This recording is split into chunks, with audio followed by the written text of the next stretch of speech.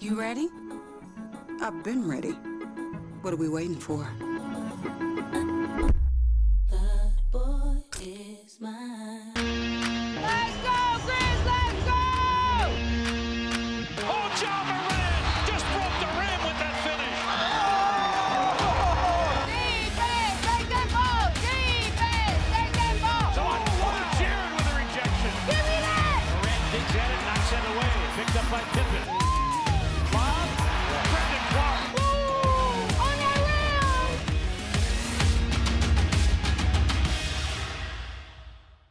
Sonic Radio. Welcome back to Sonic RNDIO. That spells radio with me, the CIO. This just in, the new Sonic $1.99 menu lets you build a crave-worthy meal for just $1.99 an item, whether that's a creamy shake, crispy tots, or a quarter-pound double cheeseburger. This just out. Ostriches. They're mean, not very cute, and in my opinion, way too big for a bird. Don't miss the Sonic Fun 99 menu. 5 items, always $1.99. Live free, eat Sonic. Tax not included. See menu for details. You get to the main event, and you hear the crowd. There's some rumblings in the crowd. Here we go. They say, "We want truth." I love how John Cena said when they were chanting, "We want truth."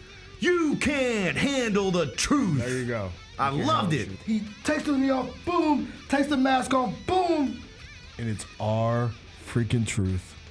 God, man, he cost John Cena the match. Tune in to Grind City Wrestling weekly on the Grind City Media app and on the Grind City Media YouTube channel. Preseason Box to Row Coaches Poll has come out. Jackson State sits there at number 1. This is the 3rd time in the poll's history that Jackson State has been the preseason number 1 team in the nation. And then Tennessee State being at 5, that really surprised me. Get all of your HBCU sports and culture news by tuning in to HBCU Huddle with CJ Hurt and Mike Wallace. New episodes drop every Thursday on grindcitymedia.com, YouTube, and Spotify. Let's face it, there's a lot of trash talk in basketball, but the great teams let their performance do the talking. Like Ford F-150 with Pro Power on board, a class-exclusive industry-first feature that turns your truck into a mobile generator and leaves the competition speechless. Ford F-150, official truck of the Grizzlies. Greatness starts here at your Mid-South Ford dealer. Class is full-size pickups under 8,500 pounds, GVWR. Shinedown. Dance Kid Dance Tour. Live in Memphis. FedEx Forum, Saturday, August 30th. With special guests, Bush and Morgan Wade. Get tickets now at livenation.com. Shinedown, live in concert. For more, visit shinedown.com. The NBA announced their Dunk of the Year yesterday. It was voted on by the fans, and it went to Ja Morant for his double clutch through Porzingis and Derek White. The call of it was excellent. That game we hung on to for a long time last season, but it was a spectacular dunk. Tune in to the Jessica Benson Show with CJ Hart, live every weekday at 8 a.m. on YouTube at Grind City Media and the official Grind City Media app. What is the biggest Summer League accomplishment so far for this Grizzlies team? Tuomas Isalo filling out his coaching staff. The Ryan Saunders hiring was essential. It was big time. You have a veteran NBA voice there. Hey, Grizzlies fans, be sure to tune in to Grizzbeat, where the panel and I break down all things Grizzlies and take a look at the rest of the NBA as well. The show is live every Wednesday, 2 p.m. on YouTube at Grind City Media and the official Grind City Media app. Let's check the over-under totals. Alabama, Georgia, and Texas all at 9.5. LSU, Ole Miss, Tennessee at 8.5. I love Ole Miss over the 8.5. I think Ole Miss can win 9. But Ole Miss, they're gonna, Ole Miss, they're gonna lose to Arkansas week 3. But they could go 9-3. Like Ole Miss winning 10 games they always is always pull like some crap like that. Ole Miss winning 10 can seem a bit of a stretch, but they can win 9. They're gonna lose at Kentucky week 2. The Odds Couple, live at 2 p.m. on YouTube at Grind City Media and the official Grind City Media app. Live from downtown Memphis, this is the Chris Vernon Show on YouTube at Grind City Media and the official Grind City Media app. Now, here's your host, Chris Vernon.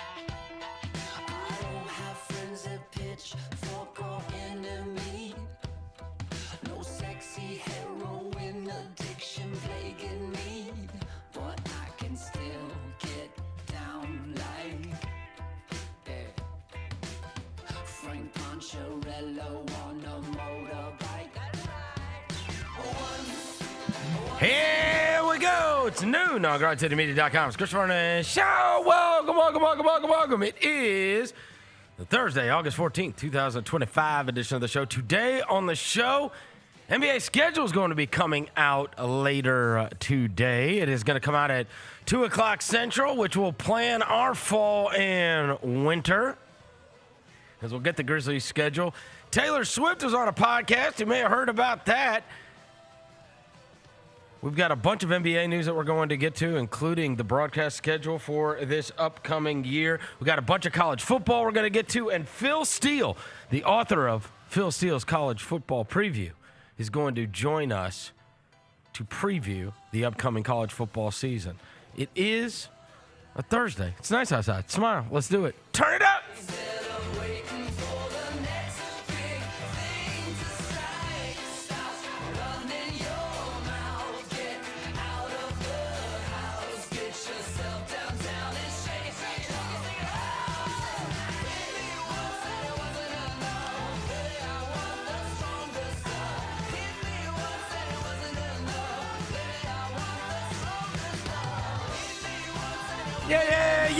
Yeah. Hope everybody's having a good day.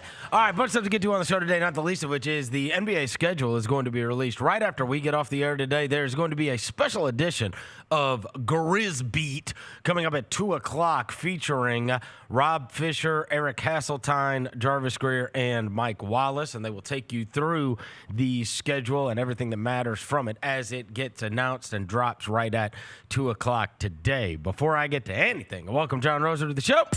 John Roser, a.k.a. the Cologne Rangers, Body Spray Bandits, in your sight. Johnny Backpole, Johnny Bearcat, the Grim Roser, John Asparagus, Johnny Neckcarb, John Lance. He's Dr. Thunder. He's Yogi Roser. He's John Polluter.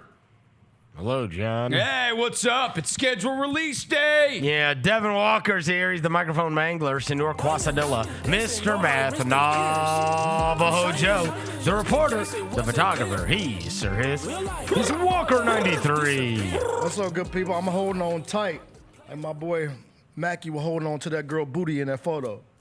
Who? The actor, Mackie. What's his name? Mackie? Anthony Mackie? Anthony Mackie, like he was holding on to that girl booty in that photo. We didn't see the photo. You didn't see the photo? Y'all ain't tapped in, bro. That's why y'all see it. That's why I'm holding on tight, like ready for the schedule, like he was grabbing that booty. Well, the schedule is coming out later today. Well, first let me mention, Phil Steele's going to be coming up later. And it was a year ago that Phil Steele came on our show, and he said, there's this guy named Kirk Signetti who got a job at Indiana. He's like, and if there's one thing, it doesn't matter who Kirk Signetti's quarterback is. You can go back and look. In fact, when I talked to him in the offseason, Kirk Signetti talked to me, I'll have a quarterback. And go look at what my quarterbacks have done. They win conference player of the year and I was like, this guy is like, maybe he's got a little maniac in him, whatever. He's obviously, look, his press conferences became legendary throughout the year, right? It started with the I win. Yeah. Google me. I win. Yeah. I win. Google me, right? Yeah. And sure enough, Indiana had a chance to play for the national championship last year. Do you know? I went and looked because, of course, that was the first thing I was going to look for. I'll just give you one little tidbit before Phil Steele comes on with us later today at 1 o'clock. Did you read the book cover to cover? No, cover to cover. Look at you. No, he didn't. Come on. It's the He would finish that in 2032. The number one surprise team. So last year, he came on the show. He called Indiana. You want to take a stab at it? I will tell you, it's a major conference team. It is an SEC team. Major surprise in the SEC. The number one surprise team. Ole Miss. That will be better than people think they're going to be. People think South Carolina's going to be good. South Carolina's like I hope it's not South Carolina. I love South. I think South. In fact, I will tell you, his top two are both SEC teams. Yeah, I hope it's not South Arkansas. Carolina. Arkansas's interesting. Taylor Green's cold. I think Taylor Green's better than people think. Nope.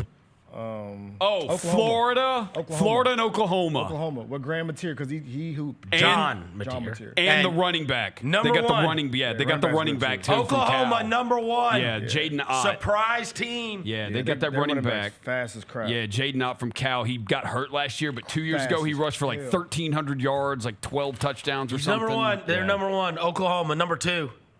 Also in the SEC. It's not Vandy, is it? No. A&M's usually picked. It is. Good. A&M. A&M. Texas A&M. Bro, I got beat 56-14 last night by A&M, so probably. Really? That little quarterback, that Marcel Reed. That quarterback's fast. Yeah. Their defense is ridiculous. Who is beating you 56-14? I'm not saying no names. That's tough. Bro. I can't give them that credit. That's tough. Do we know him? Yeah, he works here. Shout out to my dog, man. Somebody that works here beat you 56-14. Have you seen him? Have you made eye contact with him today? Not today. Will you make eye contact? No. After the show, I'm going to go down and tell him, bro, I think you were cheating.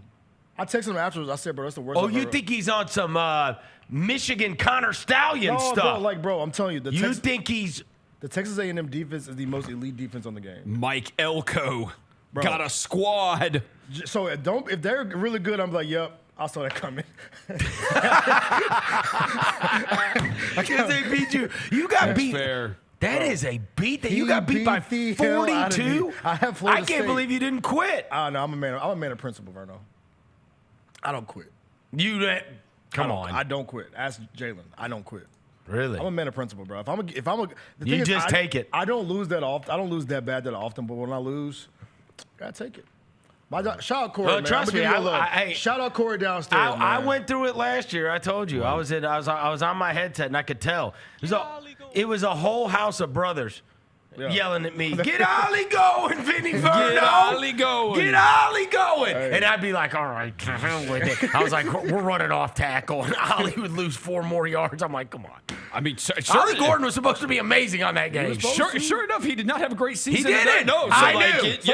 That's what I'm saying. You knew. You played the game and you know. Exactly. You know. You're going to know before everybody else. Their defense, speed, bro. Wherever this number 0, Scooby Williams. Who else? This Cassius Howell. These dudes are fast, bro. Big and fast. So I'm not surprised. Phil Steele, bro. You got it on the 9. According to Bud Elliott's blue chip ratio, Texas A&M has the 4th most talented roster in the country. Wow. So, all right. See? All right, Texas A&M. Texas A&M and Oklahoma right there at the top of his list. You will not be surprised that number 3 is the guy we talked about the other day, Luke Altmaier at Illinois. We like him. Quarterback, I liked him a lot last year. So it says that Brett Bielema's got a team that could do something as well. So anyway, Phil Steele is going to join us later in the show. The big news today is that the NBA schedule is going to come out, and with the NBA schedule, now here is something that I should know that I don't know, and that is with the plethora of national television games that are going to be taking place this year, that I don't know which affect local broadcast and which don't. I really don't. Yeah. I don't know if you can run, like for years, for my entire television career, it has been that we couldn't run side by side with the ABC games and TNT, like TNT ESPN, right? Like those are the ones that you couldn't like run side by side. You could run side by side with like sometimes ESPN and then sometimes NBA TV, but never ABC and never the TNT games, right? Like those are the ones you couldn't run side by side with. I don't know how this is going to work in terms of the local broadcast, because one of the things that I did not realize, which this happened, during the course of the season or right after the season, it was announced that there was going to be this $100 bazillion 11-year agreement for the media rights that was going on with the NBA. And so, you know that they are going to be spread out everywhere. And we had our conversations about, like, dude, you're going to have to subscribe to damn near everything just to, you know what I mean? If you want to watch the games, because there's going to be games on here, there's going to be games on there, there's going to be games on everywhere. One of the things I did not realize that is true is there are going to be nationally broadcasted NBA games every single night of the week. With Peacock and yes. Prime? Peacock, Prime. So Sunday nights, Sunday afternoon and Saturday night is going to be ABC, right? They've got like those weekends. They got Saturday and Sunday, okay? Which stands to reason. Monday night is going to be Peacock's going to do a doubleheader. So they're going to have 2 games on Monday night. So we talked about that yesterday, where like they announced their first doubleheader, and then you said it was like a Chiefs game or something that they're up against. Chiefs Commanders, I believe. Yeah. They're going to be up against. Okay, so Monday nights, there's going to be, so Saturday night is going to be an ABC game. Sunday is going to be ABC. Monday is going to be a doubleheader that is on Peacock. Tuesday night, NBC has a game, which I was kind of surprised by. That's going to be on NBC on Tuesday night? Huh. Yeah. I figured, I didn't realize that they were going to be putting regular season NBA basketball on primetime on a, broadcast channel. Maybe they canceled Will and Grace. Whatever. And Frasier. Wednesday night is ESPN, as it typically has been. Yep. Right? Thursday night, Prime is picking up Thursdays when the football schedule is done. They are already going to have Fridays. Okay. So Amazon Prime is going to be on Thursday nights after the football, after they get done with their Thursday night football schedule. So as soon as they're done with Thursday night football, it's going to become Thursday night basketball. Yeah. On I love it. Prime. And then Friday night is going to be Amazon Prime. So, I mean, it's every night. Every night, baby. I love it. Every single day or night is going to be filled with NBA basketball. That's good for the entire game. season. That's good for the game. Yeah. Because I think during the week there's so many times where I guess they're just getting away from football completely on Thursday nights. Right? Because they're not doing that until after football season. Yeah. So Thursday night really, and then once football's done, then they're going to have NBA. But there's going to be a nationally. So again, we have always thought like, all right, because we don't count the NBA TV crap. Like, no, whatever. We don't count those. They're national TV games. Yeah, come on, that doesn't count. Yeah. But we always thought like, how many games you got on ESPN or TNT? That's like the only ones. You know, the first thing that stood out to me when I was reading this article? I guarantee you, I will bet anything, and again, I don't know how it affects local broadcast. I'll bet you anything that's why the one thing that we got announced yesterday that we found out about were the Cup games. That Friday night game's that's a prime game. Yeah. Yeah. Guaranteed. Because they're putting it at 8:30. So that means somebody will be at 6, and then we're going to be at 8:30. Yeah. So that'll be an Amazon Prime game for sure on Halloween. They want that Jake LaRavia revenge game. Oh, my God. Don't stop doing that, bro. Dude, give it up. Yeah, what well, they you want. Give it up. It's the second in a row What they you're doing want. You've it. had one NBA player that like communicates with you over the last 20 years, and you seemingly have to bring him up all the time. He responded to my DM once. Cook. Oh, by the way, can I bring something up real quick? I don't know if people know this. One of my buddies called me yesterday. I'll leave him out of this as to protect him. But one of my buddies, that has nothing to do with sports media. He called me and he said, "Hey, I was outside and I was talking to this guy, and I welcomed him to the neighborhood and whatever, and he's going to be living here for a while house gets worked on and blah, blah, blah, because he moved to town." And if I'm breaking news. Oh, no. Has it been announced that Ryan Saunders is going to be the lead Yeah, assistant that got here? announced. Yeah, that got announced. I didn't even know he had moved in town. Yeah. Okay. So 2000 and late. That got. It was a long time ago. Yeah. Good. Yeah. So he was like, I Ryan, think that happened when we were at Summer League. he was like, actually. Ryan Saunders just moved in next to me, and I was like, what? Yeah. And he's like, he's got 2 little kids. He's got because he's got like signs in his yard. Like for whatever. I get one of the kids going to Los Angeles, one of them's going to St. George or whatever it is, right? Whatever it is. I didn't even know Ryan Saunders was in town. Was it in Summer League when they got announced? I think that's when they got announced. Yeah, Grizzlies. Yeah. So my buddy didn't even know him. And it was like, he's like, yeah, I just got July 14th. So he's like, I just got a job here. And my buddy was like, with who? And he was like, I'm actually going to be the lead assistant for the Grizzlies. And he's like, oh, wow. That's awesome, man. It's a very casual conversation to have. Yeah, July 14th. Did we talk about it? I think maybe we did. We were gone, No, bro. we July didn't. 14th. We were gone. Oh, we were. That was a travel day. I think we traveled on that we were day, gone, right? Bro. July 14th when I see the commercial appeal wrote a story about Okay. it. All right. That Ryan Saunders has gotten hired. Anyways, yeah. So one of my buddies saw him yesterday and was like, hey, well, welcome to town. Hey, it's so good to have you, man. Ryan Saunders, I was like, Ryan Saunders is a head coach. Yeah. 43 and 94. Is that right? As a head coach, yeah. Well, I mean, that's a higher win percentage than Tumas. Exactly. Can't get no work. Come on, bro. Don't do that, bro. We got to get it right. Don't do that, bro. We got to get it Don't right. Put respect on the urban legend, bro. We got to Come get it on, right. Man. T.I., man. I said we got to get it right. Okay, man. We're building up. No smut on the rubber, I hope rubber our band, I man. hope our early season schedule's easy as hell. Yeah, it's not. We need to build that thing up. Build some wins, baby. If you don't count the playoffs, it's not. We count playoffs. Okay. Well, if you just did count, he coach in those games? Well, if you count, Did he coach in those games? He did. If you just count regular season, though, his winning percentage is higher than Saunders. Well, don't count Don't Summer count League. Summer League, yeah. Don't count Summer League. What's Tumas' record, bro? He was 4-5 in the regular season. Okay. Yeah. 0-4 in the playoffs. Okay. Or 1-1 in the play-in. Cool. Okay. So Yeah. Okay. Shout out Tumas, man. Yeah. The urban legend, rubber band, man. We love it. Wild as a Taliban. Yeah, there we go. All right. Anyway, schedule is going to come out at 2 o'clock today. Do you care about anything on the schedule? Opening night, home opener, my birthday, and Do you want a game on your birthday, or you don't want a game on your birthday? I want a game on my birthday. You want a game on your birthday? I like to be around the people, 18,000 people that I love the most on my birthday. Type shit. Don't roll your eyes, bro.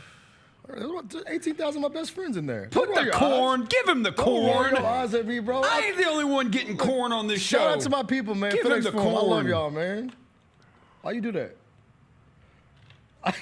I used to look forward to MLK Day. 18,000 people in the arena. Those are the people that I care about being around the most. I just want to be around 18,000 of my friends.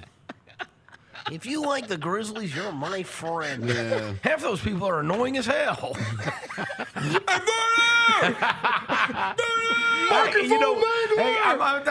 Go yell at Devin. It's his birthday. Roger, I'm calling the post game tonight. Yeah, I'm calling in. Vernon, what are we gonna do? When's he coming back? Why is he playing Conchar? I don't know. Why we let Huff go? Why we trade Huff? Speaking of J Huff, bro, you see J Huff got a better block rating than our boy Jaron on 2K. Disrespectful as hell. 2K.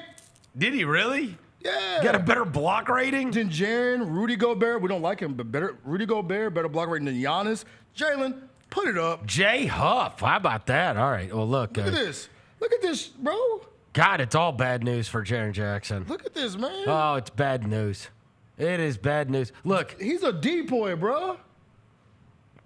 He is. Yeah, and he averaged more blocks than Huff, too. Like, I don't, like, what? Why is J Huff a 90 in blocks, bro? Respectfully. This is so disrespectful. It's unbelievable. Like, even Rudy Gobert's not on here. And, I don't rock with him. It's been a tough run for Jaren. I mean, really. Robert Williams the last night, the guy said, hey, he's our favorite, okay? So I'm allowed to goof. Oh, they're talking about the crypto thing? Crypto is tanking. Oh, yeah. He announced it last night. Yeah. Jaron Jackson announced his partnership with crypto, and the whole thing went to hell this morning. I was like, that's just bad luck. Yeah. That's truly, it obviously has nothing to do with it. Our crypto's gone down today. Bro. We're getting killed? Oh, it is smashed. We had a bloodbath? It has been on a rocket ship for like 2 weeks, and Jaron posted that last night. That's not good. I woke up this morning and I was like, yo! Yeah, even he was getting like eviscerated in the comments. It's too. because of what's it called? Oh, there was a hot tour? No. Good grief, no. Oh. There was bad news this morning. There's bad financial news this morning. Thus, the crypto markets went the wrong way. It had nothing to do with Jaron. So it's like, damn, bro, Yeah, you it's making just all that how- money, how- now we're losing money too. How unlucky is that? Yeah, right? yeah. Hey, come join me in investing in crypto. You lost your ass. Hey, I still got all my money though. You got to be long term. Yeah. It's like you told me. It's a long-term play, built for and it. it's still not too late. You so got to just keep doing Hey, it. you and got to it's- be built for it because there's going to Right. be mornings when you wake up and you're like, And then there's mornings where the last couple Yes. months you've been waking up and it's like, let's go. Yep. Hey, Jalen, put that blocks thing back That up. list is terrible. Bro, by the way. No Bro, AD. Robert Williams has like barely played basketball in the last 3 years. Bro, he can barely walk, dog. He on the Yeah. blocks list. Why is he on There's there? 2 Trailblazers, 2 Mavs. Jonathan Isaac also ain't played a game in like 8 years. Robert Williams didn't even play like the last 3 months Who of the hell season. Is A Bona. Like, what are we doing, bro? No, respectfully, no Rudy Gobert, no Giannis. Adema Bona? Bona? He's like a second-year Bona. Adem Bona, no UCLA AD, kid. No Jaren. Like, come Wow. on, 2K. Y'all slipping, bro. I think he got some more of the list up there. Jalen, When is it supposed to come out? When is 2K coming I out? think it comes Hopefully when they fix these crap ratings.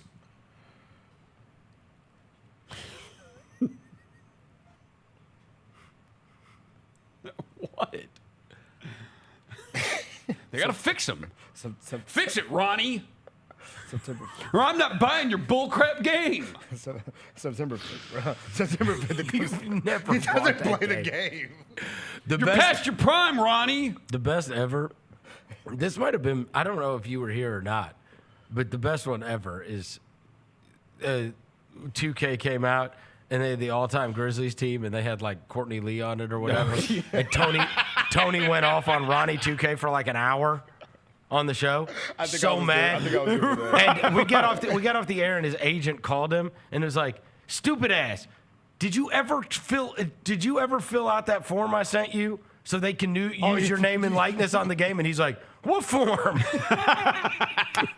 Classic Tony. That is classic T. Yes, he thought he was trashing them for not being on the all-time Grizzlies team, and he's like yelling like right at the camera at Ronnie, and he's like, and then like right after we got off the air, his agent called and was like, "Dude, did you ever fill out the forms?" He's like, "What form?"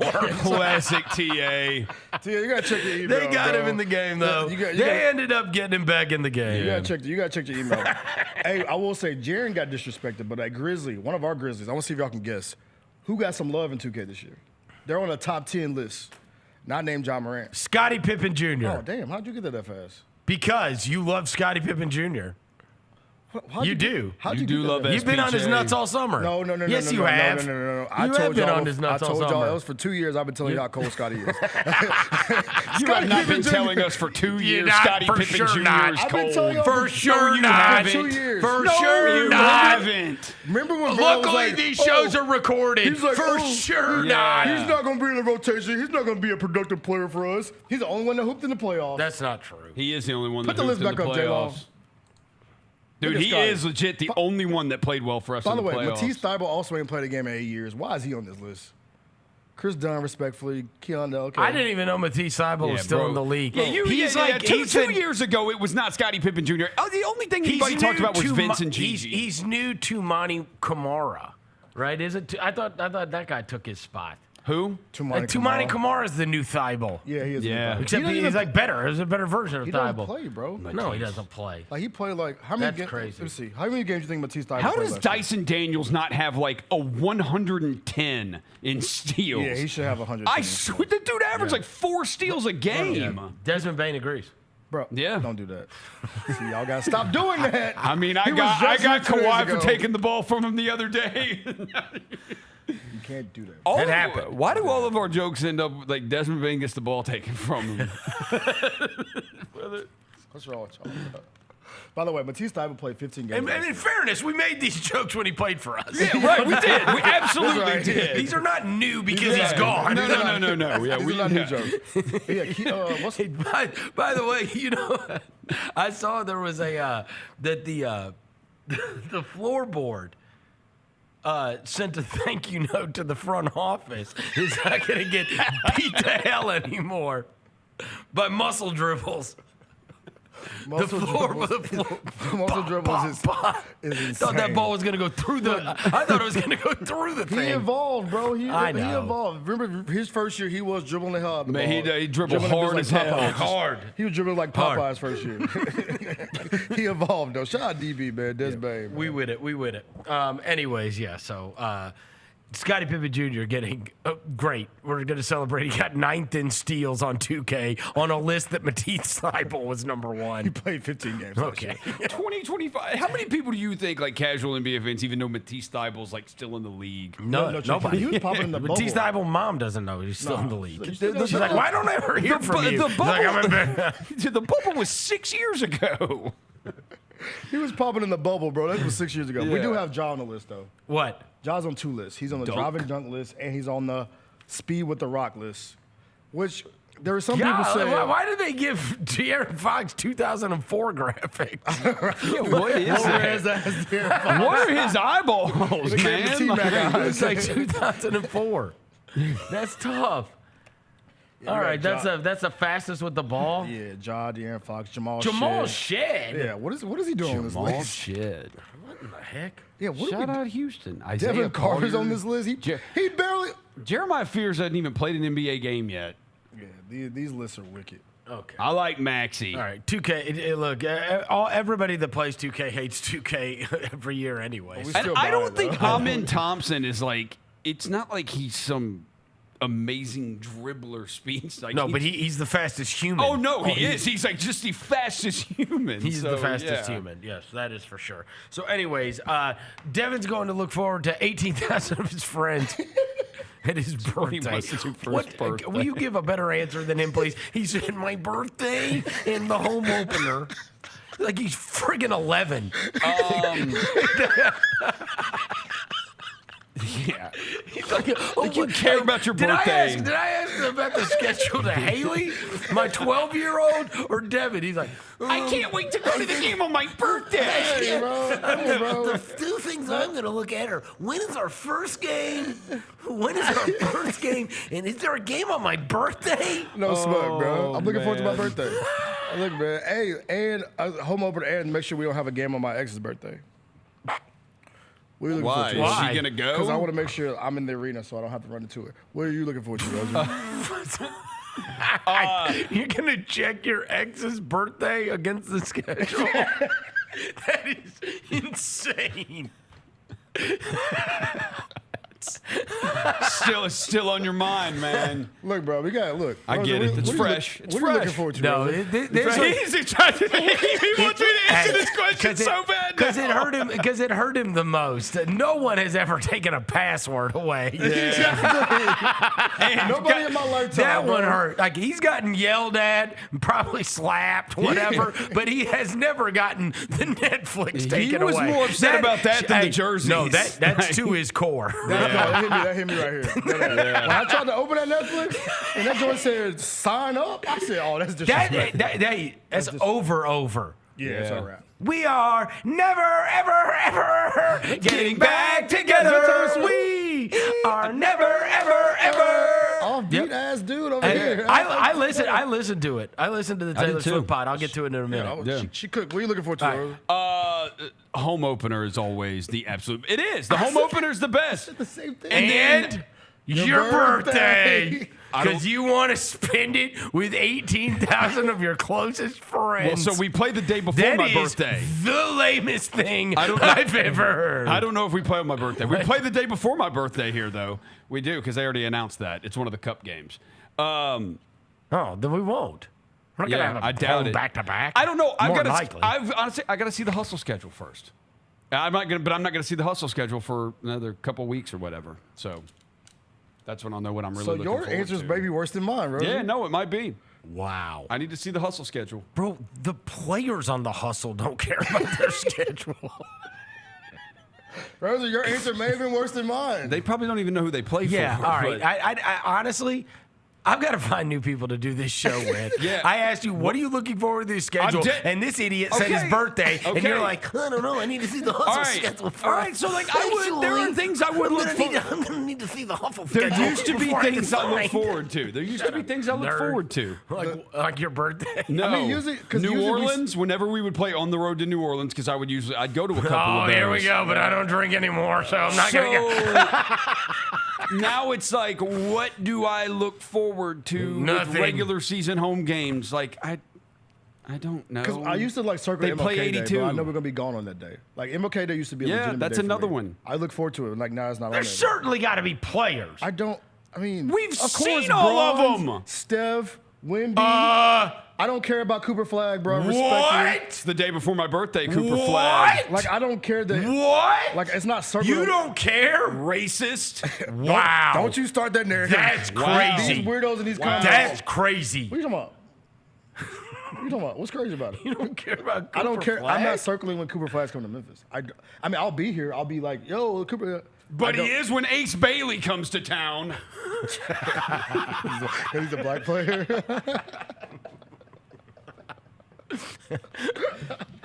Get him, Twitter people. Don't do that, bro. Look, bro. Look. They always try to come from me. Cooper Flag, always. like, the rookies are always fun because it's the Yeah, first time we yeah. ever get to see them. Yeah. That is always fun, Yes. right? The first time that you get to see all those guys.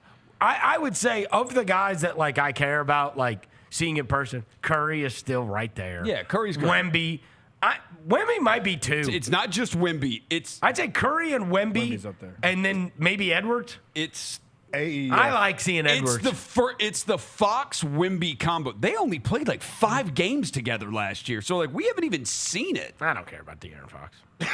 He did. I mean, he I hit like- a game winner on us I last do. year, bro. I was trying to make the Spurs sound No, more interesting. He hit the game winner because again. It cost a man his job. That was the. It literally cost a man his That was job. a That 3-game was- stretch where he got spooked. that He was the wasn't even 3-game trying stretch, to yeah. win the game. No, he wasn't.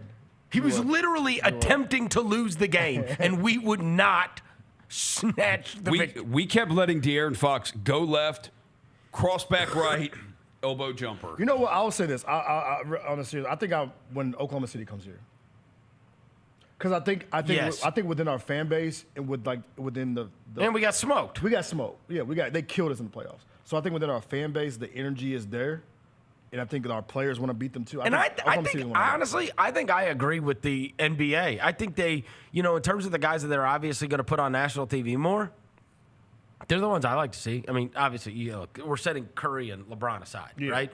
But of the young ones, Paolo, Cade, Wemby. LaMelo. I love to see LaMelo. I love watching LaMelo play. Yeah, I know, but he's not. He don't They're play not well. putting him on TV. Yeah, that's true. They're not getting behind him. He plays 20 games a year. He really does. No, he does. I sent y'all that thing the other day. No, he does. He never plays. I tell you this, sneaky, because he doesn't play much either. I always will go if Zion's playing. Yeah, For sure. Zion is underrated For sure. in terms Hopefully we of can get him like early. witnessing it in person. Hopefully we get him can. early. Hopefully Yes. we before get he him gets early. all hurt and all that kind of Yeah. stuff. Yeah, right. But I would say Zion's like he's still up there in terms Yeah. of like when we're I don't care about the Pelicans games, but like he's one that I get excited to watch it play basketball in person, right?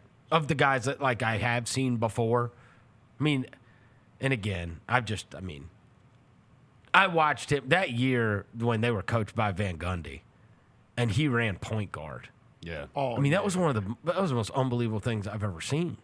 I'll never let go of that. Yeah. Like it was like you turn the corner and just a superhero. You can't forget that. It's Dude, always it's like Jay- that. I saw that. It happened. I remember I came on the air the next day and I was like, "There's nobody to say guard him." Yeah. We tried with like Dylan And JV. and JV tried and yes, I was like, unless we're gonna go like sign Aaron Donald, we're not stopping this guy.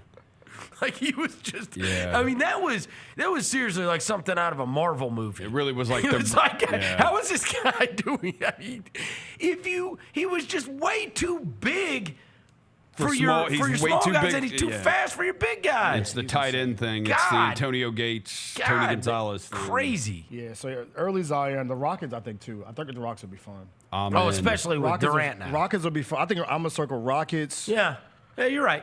Rockets, OKC. And they're getting behind them, too. You can see that they're on that national TV schedule already. The ones they've already announced, they got the Rockets on there. Yeah. Like big games. Yeah. And premier, headliner games. Yeah, big spots. Yes. They want them to be that team. Yes. So, yeah, that's one of them. Are you excited for the J. Huff return, Rosa, when he does? J. No. Huff? I mean, he But go Huff. Go Huff. No. J. Huff never DM'd him. Oh, okay. No. Yeah, the people that actually he interacted with are the ones he loves the most. The one he interacted with. Jake LaRavia. That's my guy. Shout out Jake. He is maybe the one that y'all have gone back and forth in DMs, huh? Oh yeah. Yeah, it's just about I don't care about the basketball stuff. Like if Let's Santi talk ever about DM'd you, cards. would you flip? Would you change your mind about Santi? Why would that be so weird if he DM'd me out of nowhere? Maybe if I were him at some time, I'd break down and just be like, you know what, man, F you. Probably could just send it in Spanish and I'd have no idea. I just have to I think F you still in Spanish. Well, how you say F you in Spanish? I think Santi Aldama actually says F you. No, he for sure does. I don't think he says it. He doesn't have to say it in Spanish. What is he doing? Does Zaire ever say what's up? Look, this means a baseball card's about to come out.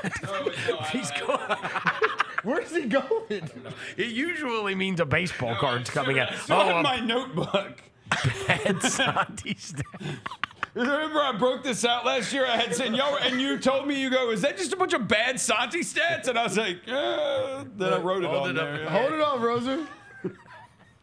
Hey, so Santi, it's really not, though. Bro. This is my notebook of bad Santi. This is actually that's his whole career. It's not bad Santi stats. This is my SEC No, I'm saying stuff. Oh, great. Yeah. Congrats. All right, you guys said you listened to it too. So last night I texted you guys the screenshot. Once I saw it bouncing around, I didn't realize it was at 6 Central, 7 Eastern last night, that this New Heights podcast with the Kelsey brothers was going to be dropping with Taylor Swift. And you'd seen the clips prior to this, and I sent you guys this. So I pulled it up on YouTube on my phone because it said it was live. And I was like, oh, they're running this thing. I mean, it's obviously taped, but they're running it as a live thing with a chat and whatever. And the screenshot I sent you guys, it said 1.1 million viewers. It was 10 minutes into the podcast. And I was like, bro, there's 1 million people watching this. 10 minutes into the podcast. God knows what the number is now. What's the number? You can look at it. I think they said it was over 10 million already. It is currently 10 million. Yep, 10 million 18 hours ago. I mean, that's outlandish. 10 million is crazy, bro. And I ain't gonna lie. And I've never been a Taylor Swift fan. It made you like her. It made me kind of like her, bro. She very, very humanized herself a lot. Just seemed like a down to earth chick. He is enamored. You know what I'm saying? Oh, he is smitten. Can't you? He really is. I know that. Look. I think we can all. I think it is very easy for people to roll their eyes and think oh, it's an act, bro. You can tell. Oh no, yeah. You can tell that they're super into each other. That is I watched that thing and I was like, bro, they're getting married. Yeah. I've always had in the back of my mind that this is eventually just gonna. Last night watching that, I was like, I was like, oh no, this is. They talk like a couple. They has been married. Yes. Right. You can tell they love each other. Nah, yes. it was super dope. Cause you think of Taylor Swift as this figure, right? This larger than life. You know what I'm saying? Larger than life figure, human being. Bro, she was just on there talking about everything. Everything. Her talking about having to bake she's baking sourdough bread to package up and give to him to have at training camp. Yeah. Him talking about he be making her watch them videos of alpaca on Instagram. Otters. Otters on Instagram. Yeah. All that kind of stuff. I'm like, that's the kind of stuff you think you talk about off the mic. They brought it on the mic. I think we're all in agreement. Yeah. That was really good. Yeah, I thought look, it's a huge. obviously one of the biggest moments in sports podcasting history to be able to get her on. And obviously, you've got extenuating circumstances as he is her boyfriend. And evidently, she requested to be on to hear her tell it, right? Like they were never going to ask her to come and do it. And she had never done a podcast before. So you got all these things colliding, right? Biggest star in the world, never been on a podcast before. It's on a sports podcast with this guy that everybody writes about all the time and this power couple and whatever else. So I didn't really know what to expect.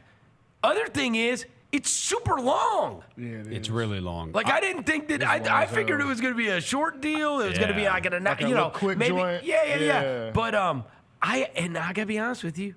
Number one, I was entertained. Number two, I thought Jason Kelsey asked like actually very interesting questions because that's not easy, right? You're almost like a brother-in-law kind of thing, and he's sitting there with your brother, But I thought he asked, reasonably good questions that elicited good answers. But you could tell they all kicked it before too. For sure. You know what I'm saying? You could tell they kicked it before, so it's like he could tell what she was comfortable talking about, right, or what she's not comfortable talking about. So like that was like her being human, bro. I think that's the part too. Like some of these folks, people don't think they're human. Right. Like you used to listen to her talk for 2 hours about everything. Yep. T Swizzle's human, man. Like I loved it. I'm not You a Swiftie. liked- I'm not a Swiftie, but I'm shocked he I rock watched with it. Taylor Swift. Aren't you? I had it in the background while I was playing the game last night. Yeah.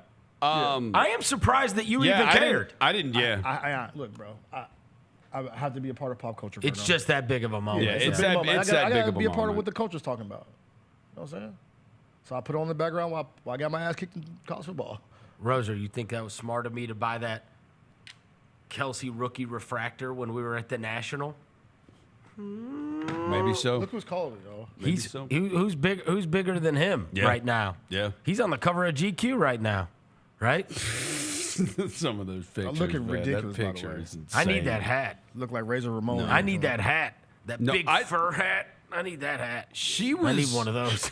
When she talked about, some of it, there's a lot of it that I haven't gotten through all of it because it cut out. You remember there was that glitch on YouTube last night where it just I did it this morning. Okay, so I watched it last night. I was watching it a lot, whenever they loaded it up, and it glitched out after like an hour. Oh. And so I haven't gotten past the first hour of it yet. So the first hour, when she talks really about the music industry and getting your masters and going into the differences of what your masters are and then what your publishing is. And she's like, I had publishing, but I didn't have my masters. Right. So if someone wanted to take my music and put it on a commercial or whatever, I have no say-so over any of that stuff.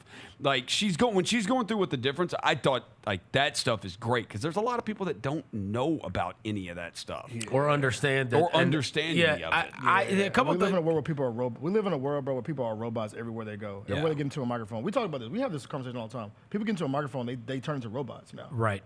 She didn't turn into a robot. No. She was great on it. She was great. I might be a Swiftie. She was a really good guest. And look, I will say, a couple things that I learned, I had totally forgotten about. Until she mentioned it, Taylor Swift credited the podcast. The reason she wanted to go on the podcast is because she credits the podcast for their relationship. I totally forgot that element of this, that he shot his shot on the podcast saying he wanted to date Taylor Swift, and then it kind of got out there. What a crazy story. And then the other things that stood out to me, I don't know if you got to this part of the pod, there were a couple things. The first is he went and saw her at the Eras tour and then tried to get backstage because he just figured I'm Travis Kelce and it's an Arrowhead and I'll be able to walk around anywhere. And she said, it's not 1973. Which is a funny line, except I am stunned that Travis Kelce and Patrick Mahomes couldn't go just anywhere they wanted in Arrowhead.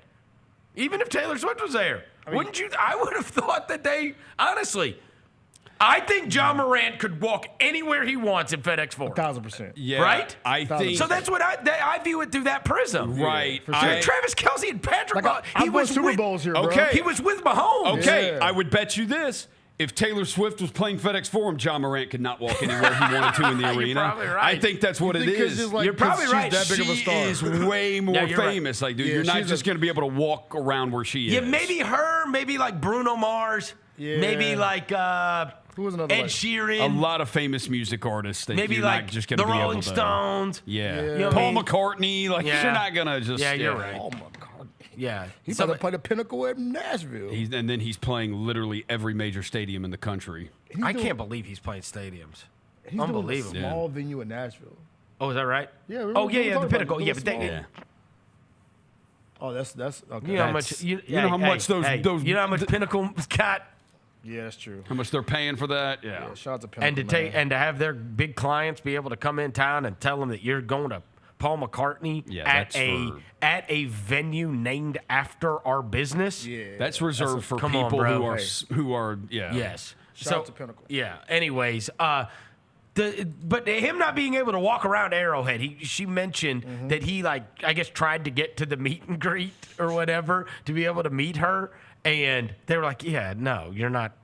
Which that's got to feel weird if you're Travis Kelce at Arrowhead Stadium and the person's like, "Sir, do you have the proper pass?" Where are your credentials? Yeah, where are your credentials? Like, I don't know. The freaking billboard outside? Is that a credential? Look at them Super Does that Bowl work? banners. Look at them Super Bowl banners up there. Yeah, does that work? I played in those. Not with Taylor Swift, it doesn't. So, anyways, I had totally forgotten that that's how he ended up with her in the first place. Was he went to the concert, then shot his shot on the podcast, and then ended up. And then the other thing was that after they went out, evidently they hit it off well. She said her dad is big buddies with Andy Reid. Yeah. And so her dad was like big buddies with Andy Reid. And so that kind of helped the situation. And evidently she loves football now. She had just started to get into it. Oh, the other one was she said she walked in with a mask and a hat in general admission at Soldier Field. I was like, that is crazy. Yeah. Can you imagine she just walked in the front door of FedEx Forum? That would be wild. There were all kinds of people, just families and football fans, walking in with her. She said she was with his big buddies, and they're all tall guys, but still, Taylor Swift just walking through general admission to go into the game with a mask and a hat on. I would have never. That's got to be the only time she has ever walked through general admission anywhere ever. Right? Yeah. Ever. Bro, she's been famous since she was 15. Yeah, it's true. She's been rocking for a long time. Did you see that story in the Daily Memphian? About she did a concert right up here. Ed Abina when she was 17. Yeah, it's super cool. Yeah. They even had the video from it. They had the video of her playing your song. Maybe they can. The guy who owned Itabina, his daughter was a massive fan, and he made it happen. Maybe they can. Maybe they can get her here when the Liberty Bowl gets totally done. Let's do a T. I'll be there, bro. I'll be there for the T Swizzle tour. The Liberty Bowl. She could do what? How many nights in a row you think she'd sell out the Liberty Bowl? As many as she wanted. As many as she wanted 35 nights. People, you don't understand. People go from all over the country because the tickets are so expensive. Tickets are crazy, and so. Even Gary and Brad went to one of our other buddies. When they saw her, the only way they could get non-outrageous tickets was in Minnesota. They saw her at the Target Center in Minnesota. Or whatever it was. The stadium. The field. Where the Vikings play. Yeah, US Bank Stadium. Yes. That's where they went to go to the concert. I don't They booked a flight. Yeah. To go because the tickets are that expensive. I mean, they were. Of course, my daughter wanted to go. They were over $2,000. My girlfriend did go. She went to New Orleans. How much did she pay? Do you know? I've not asked, but I've. What do you think? You think over $1,500? No, I think it was between between 1,000 and 1,200. Oh, yeah. For what? She go to Nashville? No, New Orleans. Okay. New Orleans. That's super. She said it was so worth it. Yeah, she's like it was absolutely worth it. Man. I mean, it's a 3.5-hour concert. Yeah, and now there are rumors about her Easter eggs that she's dropping. Oh, I'm tapped into this world. She drops Easter eggs. She talks about the Easter eggs. She does talk about the Easter eggs. The rumors are there are some rumors that this may be playing into a short Las Vegas Sphere residency. Oh, the showgirl thing? There's also rumors. My God. Also rumors of maybe a Broadway play. There's also rumors of she's trying to do the Beatles anthology thing. You're going to get on Klarna for The girlfriend is on Taylor Swift TikTok, so I saw all these videos last night. She plays it. So evidently, when she was on this podcast, she was talking about how she plays into that. Yeah. She knows. She knows. Her Swifties are looking for this stuff. I saw one today where somebody screenshotted the thing, and the 3 books that are behind her in the podcast all have meaning to something. Yeah, no. And did it, and I was like, see. What? Some people are saying, but which is crazy. Except she does it on purpose. So the album, so that you will try to figure it out. Like they're all like freaking Taylor Swift detectives. she was supposed to have an album called Karma that was going to be orange. The album was going to be orange. She ended up not putting out that album. She put out Midnights instead, and the last song on Midnights was Karma.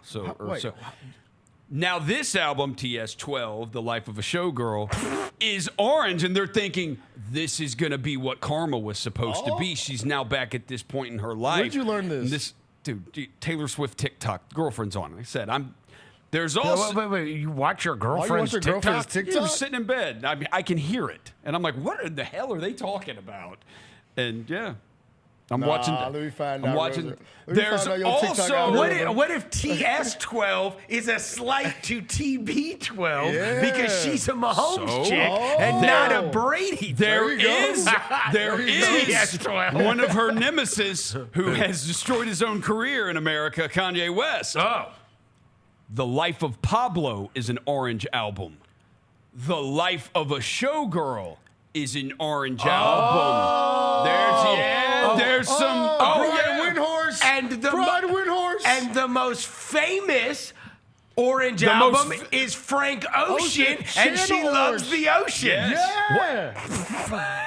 Hey, by the way, how do you handle this? The Life of Pablo. The Life of Pablo has Famous on it, which has the line about Taylor Swift. Rosa, how would you handle this? Because we know you're a Kanye West stan. Yeah. And your girlfriend. Oh yeah. Do you have a little? Is there a little rift? No, not at all. No, he's Not just at all. conceded. He's a Swiftie now. When you play Kanye in the crib, does she say turn this shit off? No. No. No, she likes it. Though he's got timeless music. Like, well, yeah. No, she likes it. He's got a new documentary coming out. He does. He does. In whose name? Yeah. It said it's going to be in theaters. I was like, what theater? Yeah, right. Not in America. Not in America. What do you put it at? Yeah, I know. Because he released them flip-flops the other day. People were like, bro, we don't care. Mike Tomlin voice. We do not care. Yeah.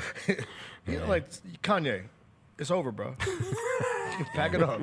It's over. We don't care anymore. And I am very surprised that I am coming in here today and talking about this Taylor Swift podcast with the Kelsey brothers. And not only did both of you guys listen, you both liked it. Yeah. Yeah. We're in agreement. Yeah, we're in agreement. We're in agreement. It was good. It's because, bro, like I said, we spend so much time watching these people on microphones say the right thing all the time.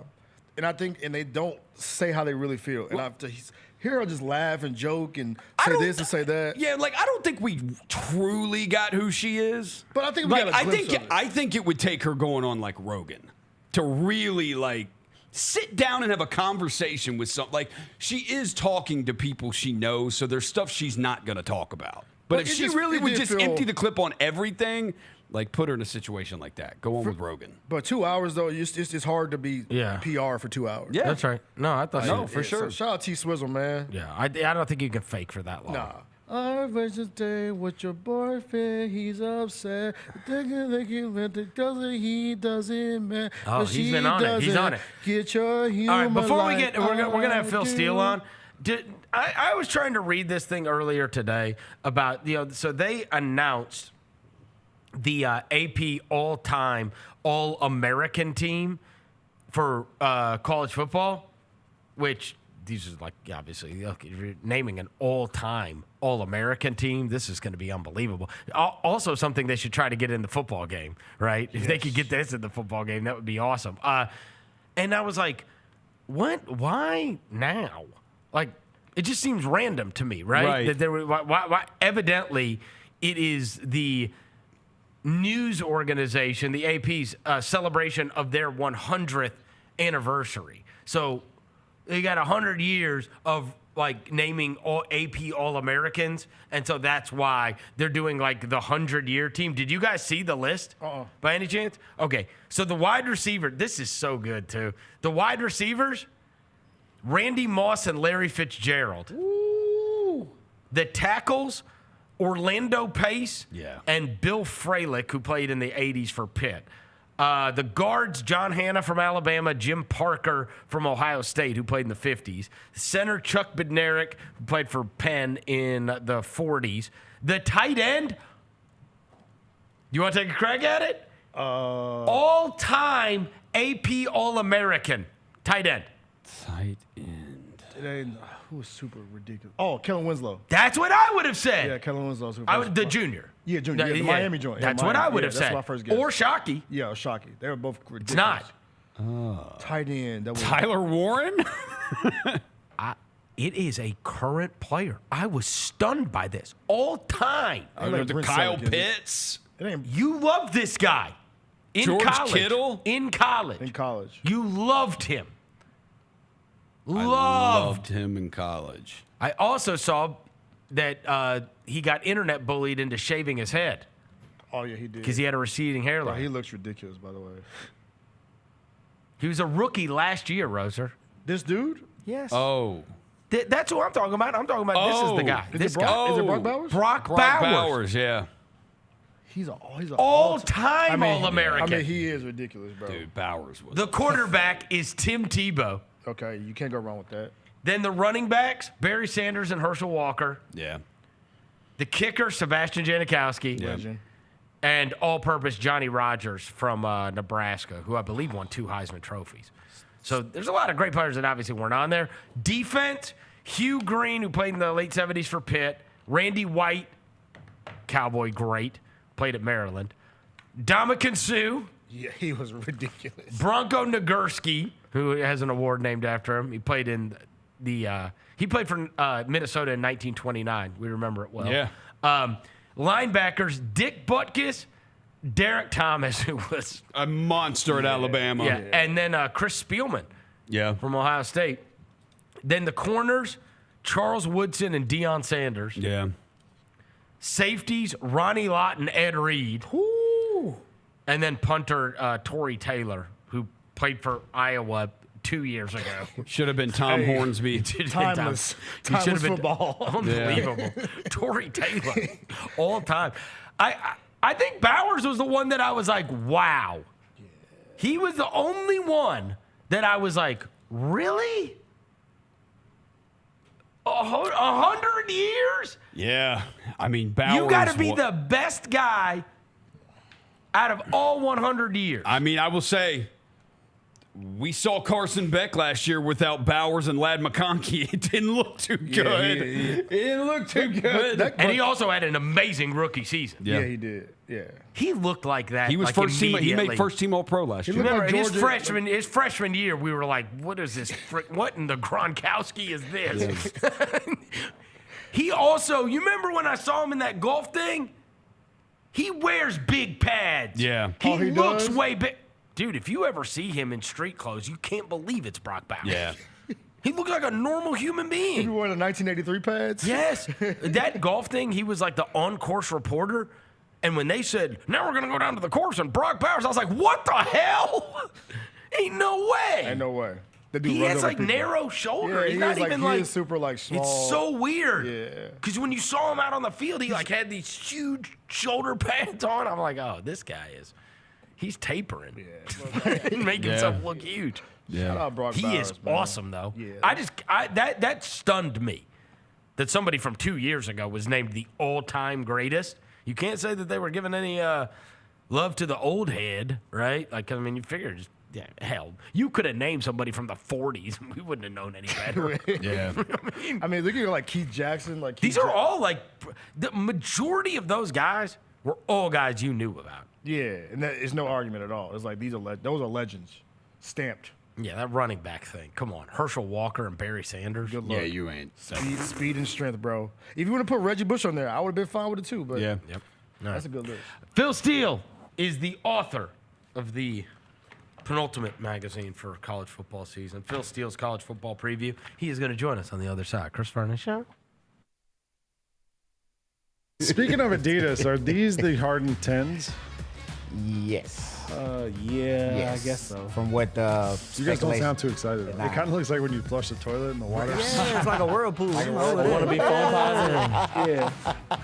Want to be phone positive. Or artists just making some paint up and they just Looks like phone puzzle material. Yeah, or a Yeah, thumbprint. like- The Sneak Fest Show, live Tuesdays at 2 p.m. on Grind City Media on X, YouTube, and the official Grind City Media mobile app. What is the biggest Summer League accomplishment so far for this Grizzlies team? Tuomas Isalo filling out his coaching staff. The Ryan Saunders hiring was essential. It was big time.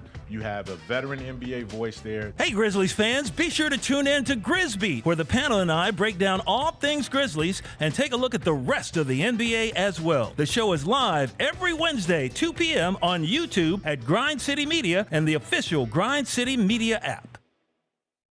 You get to the main event, and you hear the crowd. There's some rumblings in the crowd. Here we go. They say, "We want truth." I love how John Cena said when they were chanting, "We want truth." You can't handle the truth. There you go. I loved it. He takes me off, boom. Takes the mask off, boom. And it's our freaking truth. God, man, he cost John Cena the match. Tune in to Grind City Wrestling weekly on the Grind City Media app and on the Grind City Media YouTube channel. Shinedown. Dance Kid Dance Tour. Live in Memphis. FedEx Forum Saturday, August 30th. With special guests, Bush and Morgan Wade. Get tickets now at livenation.com. Shinedown, live in concert. For more, visit shinedown.com. Kroger shoppers and Grizz fans. Want exclusive last-minute discounted ticket deals texted straight to you? Sign up with the new Kroger Buzzer Beater deal. Fans can sign up by texting Grizz to 636-479 or visit your local Kroger store in the Delta Division and scan the QR code. By signing up, you agree to receive recurring automated promotional and personalized marketing text messages from the Memphis Grizzlies. Consent is not a condition of any purchase. Message frequency varies. Message and data rates may apply. Let's check the over-under totals. Alabama, Georgia, and Texas all at 9.5. LSU, Ole Miss, Tennessee at 8.5. I love Ole Miss over the 8.5. I think Ole Miss can win 9. But Ole Miss, they're gonna, Ole Miss, they're gonna lose to Arkansas week But they 3. could go 9-3. Like Ole Miss winning 10 games They always is pull always some like crap like that. Ole you Miss know? winning 10 can seem a bit of a stretch, but they can win 9. They're gonna lose at Kentucky week 2. The Odds Couple, live at 2 p.m. on YouTube at Grind City Media and the official Grind City Media app.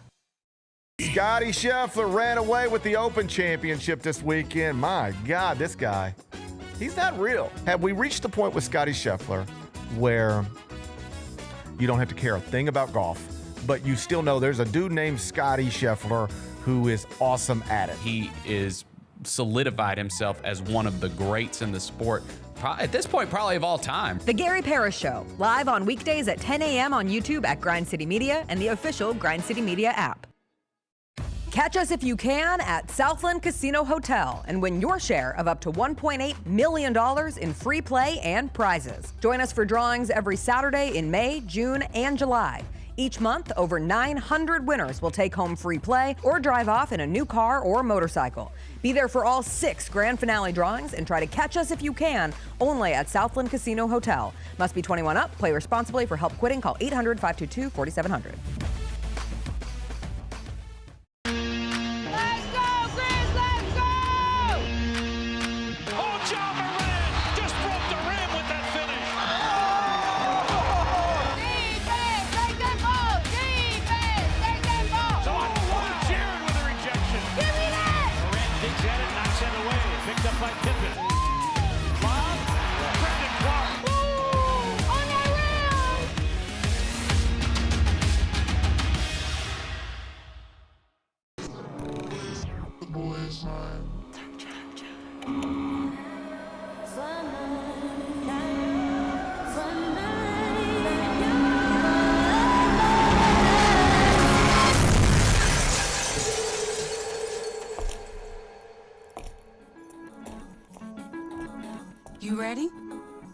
I've been ready.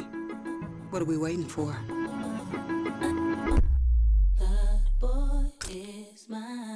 Welcome back to the Chris Vernon Show on YouTube at Grind City Media and the official Grind City Media app. Now, back to your host, Chris On one morning Vernon. bright and clear, my old folks and I drew near, just a village down in sunny Tennessee. I'd been speeding on that train that would bring me back The most important college football magazine you can buy every year is Phil Steele's College Football Preview.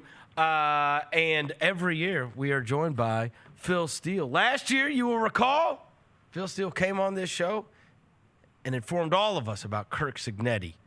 Next thing we know, we're watching Kirk Cignetti play for a chance at the national championship last year. We didn't know who that was when he first came on the show. And so we were going to talk to him about this upcoming college football season and the new magazine that is out right now. You can catch it on the website. I got mine at Barnes & Noble, actually, in New York City in Union Square. That's where I bought it, at Barnes & Noble there. So first time I bought one out of town, but that's where I saw it first. Phil Steele joins us now. Hey, Phil.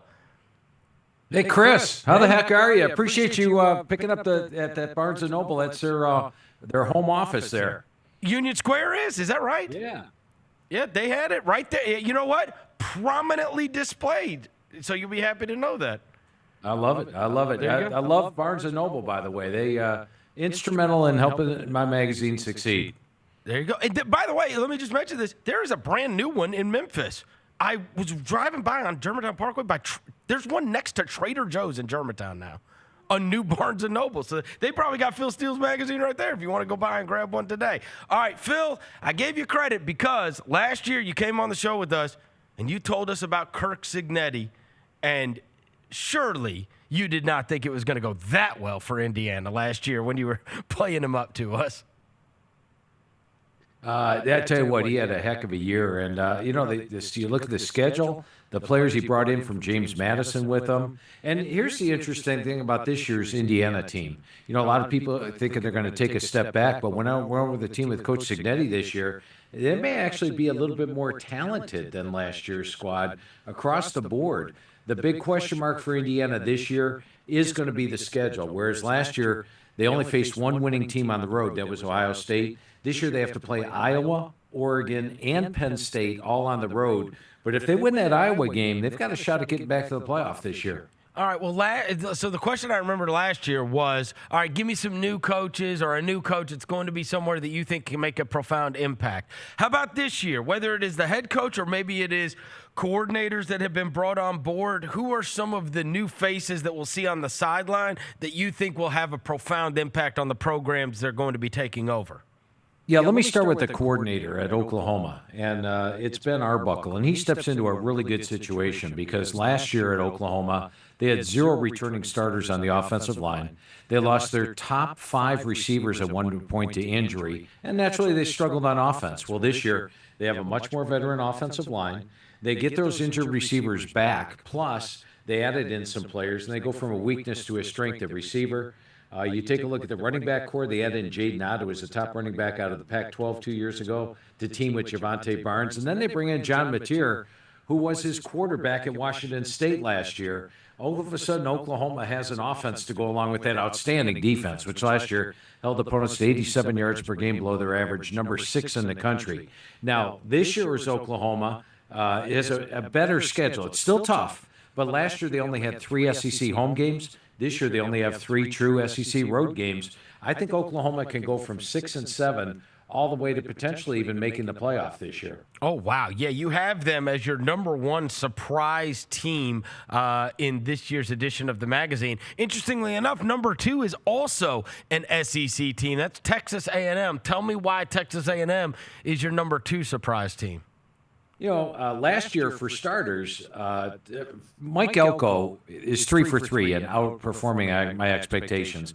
Last year, in the final game of the season, they're playing Texas for a berth in the SEC championship game. That's how surprising Texas A&M's season was. Now, it didn't finish off great, losing 4 of the last 5. But I think when you look at this year's squad, they've got a veteran quarterback in Marcel Reed. And when I went over the team last year with Coach Elko, he told me, Phil, I think we're going to be middle of the road in the SEC offensive line-wise. This year when I talked to Coach Elko, he said, Phil, we're top-tier SEC offensive line-wise. In fact, we're a Joe Moore Award contender. I like that when a coach tells you like it is, and they have that type of offensive line. They've got 3 running backs that could be feature running backs almost anywhere, Le'Veon Moss, Reuben Owens, and Amari Daniels. And then they add in a guy like Casey Concepcion at wide receiver, Mario Craver coming in from Mississippi State. The defense is top-notch once again, and I think when you look at the Aggies this year, they do have to play Notre Dame, LSU, and Texas all on the road, but pull one upset, and this team makes the playoff this year. Which of the teams? So you were talking about how they were able to rack up with talent. Who do you think got the biggest talent influx that is going to be coming in? Now, especially with transfer rules, NIL, and everything else, teams can really rehabilitate themselves in one offseason, and it's your gig to have to try to keep up with all of this. In terms of teams that improved their plight drastically this offseason. I would say one team that really stands out is Texas Tech and all the money that they brought in for Joey McGuire as head coach. And they had an experienced team to begin with. They were number 5 on my experience chart, and they bring in a ton of top-notch quality transfers this year. I think Tech may be one of the most talented teams in the Big 12. Now, my problem I have with Texas Tech is the schedule. If you look at Joey McGuire, 15-5 at home at Texas Tech. However, just 6-10 on the road. And this year they do have to play Utah, Arizona State, and Kansas State, 3 of the top contenders in the Big 12, all on the road. They're going to have to start playing well on the road to actually win the Big 12. But I think they could go from middle of the road to the Big 12 to maybe the most talented team there. You've seen the AP poll has come out, the coaches poll has come out. Give me a couple of teams that Phil Steele is much higher on than the consensus, and then we'll get to maybe lower on than the consensus. When you see those top 25 polls, where do your numbers or your predictions veer off the most? Yeah, probably Oklahoma for starters. I think Oklahoma has a shot at making the playoff this year, especially after being 6-7. I do believe they made the top 25, but barely at the bottom, and that's probably because I had them in my top 10. So I think they're a little bit underrated this year. Another team that probably is underrated this year is Clemson. And when I look at Clemson, Cade Klubnik at QB, 2 years ago had a 19-9 ratio as a starting quarterback, but that's because his receiving corps was all banged up.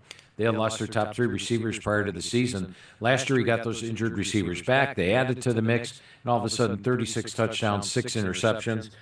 They've got my number 2 set of receivers to throw to, number 2 offensive line. I think Clemson's got the most potent offense in the country. And defensively, last year they gave up 374 yards per game. But if you look at their roster on defense, they are talent-laden with NFL guys. And they bring in Tom Allen as defense coordinator. I think their defense gets back to playing like a Clemson defense should. Then you look at the schedule. I have them favored in all 12 games. So when you look at Clemson, I've got them number 2 in the country, which I think is higher than the AP poll has them. How about lower than? When you look at the top 25 that came out for the AP and the coaches poll, you go, oh, wow, I did not think they were going to be ranked that high.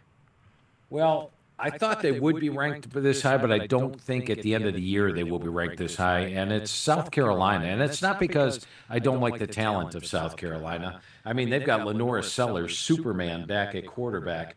And I think that when you look at the head coach Shane Beamer, he's doing a great job there. However, last year, the strength of South Carolina was that defensive front seven. They were absolutely dominant. In fact, I'm on the Joe Moore Award Committee, and in one of our phone calls, one of the members brought up the fact that their offensive line that we were reviewing got outplayed by South Carolina. Another guy piped up, everybody's offensive line gets outplayed by South Carolina. They were dominant, but this year, they lose 6 of their top 7 guys off the defensive front seven. Yes, Dylan Stewart's back, but he's going to be featured by the offensive lines. They're going to put double team, triple teams on him. I think teams are going to be able to control their defense better. And then look at their schedule this year. They have to play, these are road games now, Missouri, LSU, Ole Miss, Texas A&M. They'll probably be an underdog in all four. And at home, they have to play the aforementioned Clemson, Alabama, Oklahoma, and then they play Virginia Tech at a neutral site. I think it's going to be tough for South Carolina to get back to the level they were last year. And heck, last year they deserved to be in the playoff. How you mentioned Alabama as one of the teams that they have to play. I wanted to move on to them because how do you gauge it when you don't? Does it matter to you who they announce as the starting quarterback, or is it fine no matter? And how does DeBoer get that thing back on track? Because they are going to be on his ass if he doesn't have an awesome team. Yeah, and we're not going to have to worry about Kalen DeBoer after this year because Alabama is loaded. And let's take a look at last year. Nick Saban's your head coach, right? And he steps down. Now it's Kalen DeBoer coming in. You had your Saban guys. You had your DeBoer guys. I don't know if we had a complete team last year. This year, how many players hit the transfer portal? Hardly anybody. And they now have all bought in for Kalen DeBoer, and each of the units I rank in my top 10 in the front of the magazine. Now, when you have a new quarterback, if you have a young offensive line in front of him, that's trouble. If you have a young receiving core, that's trouble. But he's got Ryan Williams back. He's got my number 9 offensive line. They've got a loaded running back room. I think that Ty Simpson, who did very well in the Manning Passing Academy, has a fine year, and he's probably a better fit at quarterback in this offense, which brings back Ryan Grubb, by the way, as offensive coordinator, than was Jalen Milroe last year. So I think the offense just fine. Defense loaded with NFL caliber guys. And when you look at the schedule for Alabama, I've got an underdog in one game, a 4-point dog at Georgia. That's a winnable game because they've sort of had Georgia's number. This is a team that's not only an SEC contender, but a national title contender as well. And remember what Kalen DeBoer did in his second year at Washington. He took a less talented Washington team all the way to the national title game. Keep your eyes on Alabama this year. They could very well get there. All right. I asked you earlier about coaches or coordinators that could have a profound effect on the new program they're with. Let me ask you about quarterbacks. Obviously, you mentioned Mateer when you were talking about Oklahoma and how high you are on them. Are there any other of the transfer quarterbacks that you think have a massive effect? Because we see these guys all over, whether it's Nico at UCLA or Aguilar at Tennessee or it's Castellanos at Florida State, on and on. There's so many of these schools that have the new quarterbacks that transferred. Any of the transfer quarterbacks that you think are going to have a huge effect on their new program? Yeah, one that stands out to me is at Iowa. It's Mark Gronowski. Mark Gronowski has been at South Dakota State the last couple of years, led a couple of national title teams. He's a guy that's a dangerous runner and passer. And if you look at Iowa the last 2-3 years, they're a team that's had banged-up quarterbacks. Their starter gets injured early. All of a sudden, they're playing backup quarterbacks all year. So I think you get a large upgrade at the quarterback position for Iowa, especially if he can stay healthy. And he's got a good offensive line in front of him. Now, Iowa, for years, had a top-notch offensive line. But then the last couple of years, they've sort of been down on the O-line. Well, now they're back to standards on the offensive line. You mix that in with the Mark Gronowski. You mix that in with the defense. And I think he's going to have a heck of an impact at Iowa. All right, Phil Steele. What should we be thinking about our local team, the Memphis Tigers? I'm bullish on Memphis. Now, remember, last year, everybody was picking Memphis to make the playoff, and I had Boise. But one of the reasons for that was Memphis's road schedule. And when you look at Ryan Silverfield, 28-6 at home, 10-13 on the road, and guess what? Lost at Navy, lost at UTSA. Well, this year, toughest opponents for Memphis are basically at home. They get Tulane at home. They get Navy at home this year. They get South Florida at home. You look at the road opponents, Florida Atlantic, UAB, Rice, East Carolina, all in the winnable category. I love the situation this year for Memphis. Now, they're losing, 4 or 5 year starting quarterback in Seth Hennigan, but Brendan Lewis impressed me. 2 years ago at Nevada, an inaccurate quarterback, but last year much improved. And I think with the surrounding talent he's got, like a Sutton Smith, a running back, and the deep backfield they have there, you got 2 NFL caliber tackles in Travis Burke and Chris Adams, and they of course hit the transfer portal, all that FedEx money on defense. I think Memphis is going to have a heck of a team this year, and nobody's picking them to win the American Conference, but now the schedule is flipped. The toughest games are at home. I like Memphis to win the American Conference and be a playoff contender. Wow, yeah, because you only have them below on your non-power fives. I think Boise and Toledo, right, are the only 2 teams that you had ahead of them. That's right. And you take a look at the schedule this year. If they get past Arkansas at home, which is definitely a winnable game, this is a team that could very well run the table. And Boise's got a roadblock in front of them. They have to play Notre Dame on the road. Toledo's got a roadblock. They have to play Kentucky on the road. Keep your eyes on Memphis. They could surprise this year. Yeah, I like that you like it, and you said something positive about Lewis, because I think people have looked and they've gone, well, this guy, yeah, he started a lot of games, but he didn't win a lot of games at Nevada. But you kind of fancy him, huh?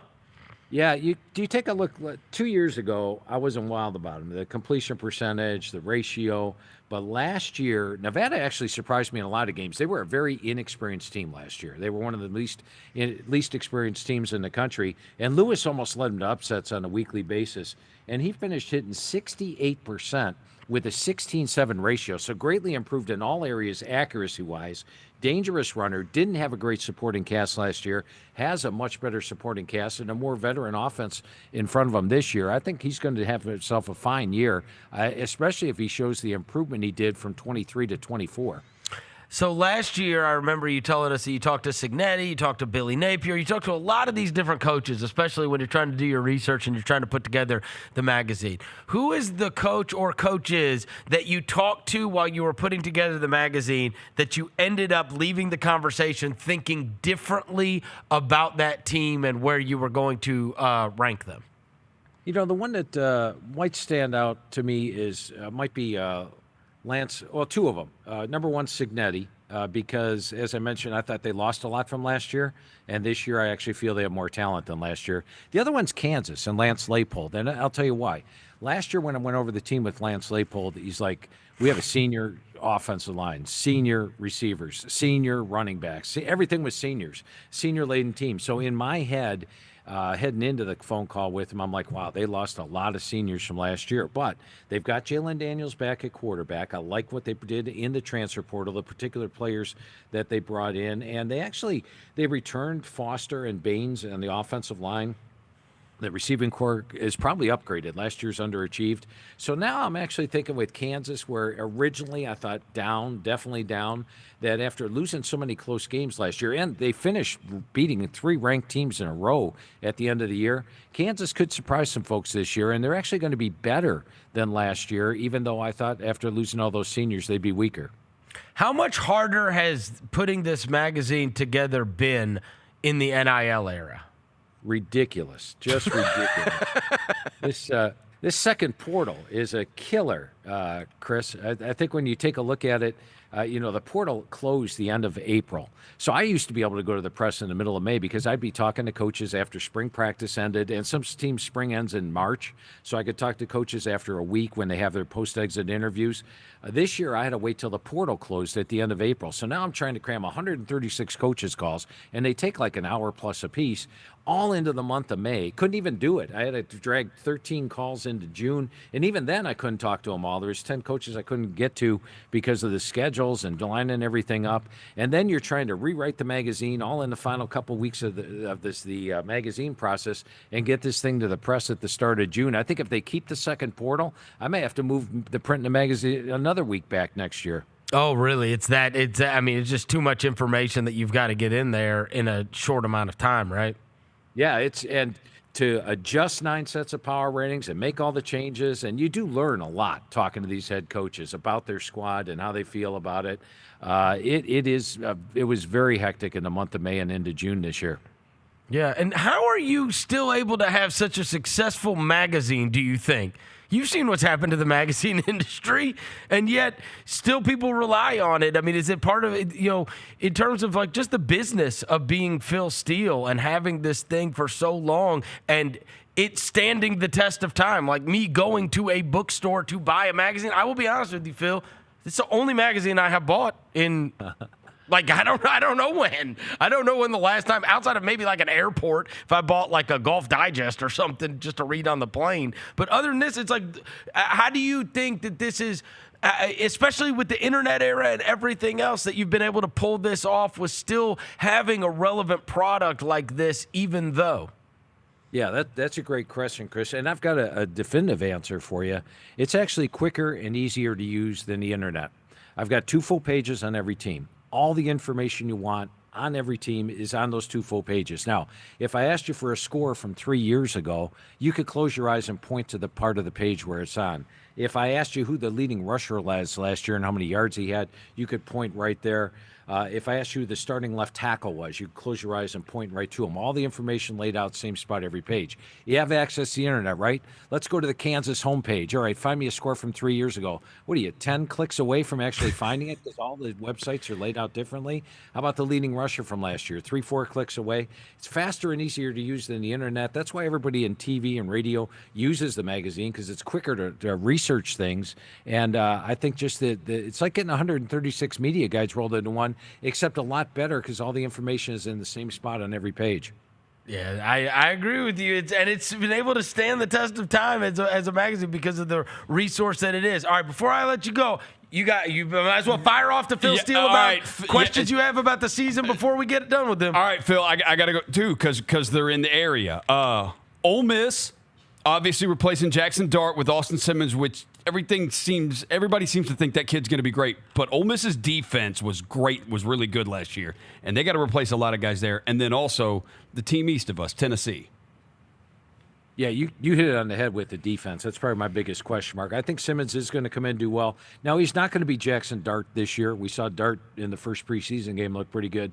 But Simmons is a very solid quarterback. They've got a ton of offense going on. Defense is the question. I thought last year's defense was the best I'd seen in a long time. But you look at the schedule, it's manageable. The road games at Kentucky is winnable. At Mississippi State, winnable. The other games are all at home. They do have to play Georgia and Oklahoma on the road. Those are the only 2 games that have them a clear underdog. LSU at home is the big game. If they beat LSU September 27th at home, Ole Miss is a legitimate playoff contender. And then with Tennessee, I think they would have been top 10 had Nico stuck around. He's gone. My question mark with Aguilar is the fact that he's in his 3rd offense in a year. Most quarterbacks will say, hey, I've had 3 offensive coordinators in 3 years. He was in the App State offense. He learned the UCLA offense. Now he's got to learn the Tennessee offense. Also, the offensive line only has 1 starter back. The top 3 receivers are gone from last year. The super running back, Dylan Sampson, the all-time career leader at running back, gone. Defense still looks solid. I like the defensive front 7. I think they'll be good there. Tennessee has a favorable schedule. They were going to be an underdog at Georgia, or against Georgia, I should say, at Alabama and at Florida. Other than that, it's a pretty favorable schedule. The key game for me is home against Oklahoma, and maybe that Georgia game if they could pull an upset. But I just think they lost too much on offense to get back to the 10-win level they had last year. Is Mike Norvell due for a bounce back season in Florida State? Because he got little Castanelas from Boston College. Is he due for a bounce back year? Because I got him my number one most improved team in the country this year, which means I think they'll have the biggest increase record wise after winning just 2 games last year. Now, keep in mind, Norvell's hit home runs in the transfer portal market in both 22 and 23. I think last year what happened was he had a transfer portal-laden team. Things started to go bad, and when things start to go bad, all of a sudden, if you don't have that team cohesion, things fall apart, and that's what they did. Well, this year, after Alabama, which I expect them to lose the opener, they play East Texas A&M, Kent State, at Virginia, all winnable. I think Florida State gets off to a better start. They're not going to lose the team. I like the transfers they brought in, and Castellanos is such a fit for this offense. Why do I say that? Gus Malzahn recruited him at UCF and signed him there way back when he was a freshman, and this is the same offense he was recruited for. So a much better fit this year. They've got upgraded across the board talent-wise, and I think with the schedule, after that Miami of Florida game, they play Pitt, at Stanford, Wake Forest. A lot of winnable games on the schedule. I see a big increase record-wise. If they're going to be an ACC contender, though, they absolutely have to knock off Miami on October 4th. Do that, and they could be an ACC contender. I have an underdog in that game, but that could be the surprise game of the season if they pull that off. Phil, you talk about how you're against the clock, and the calendar in terms of getting this done, and you want to get it to press when you do. Stuff happens after you go to press, right? You learn new things. Maybe a guy gets hurt. Maybe a guy transfers. Maybe whatever might happen. Is there anything, or are there any things, plural, that the magazine comes out and you wish, God, I wish I could go back and change that? Great question, and my answer would be not yet. Even the Retzlaff moving from BYU, I expected Jake Retzlaff to not be on BYU this year when I wrote the magazine, so that's why I picked BYU where I picked him. And as far as him moving in and taking over the starting job at Tulane, they already had 3 veteran starters there that had starting experience under their belt. I don't think that's a big upgrade. And the good thing is with the magazine, we go to the press 5 weeks after the transfer portal closed, so we pretty much captured every single signing. If you didn't sign in 5 weeks after the portal closed, you probably weren't worth signing. So, so far nothing's happened. Maybe something's going to happen in the next couple of weeks. You never know. But right now we're in really good shape.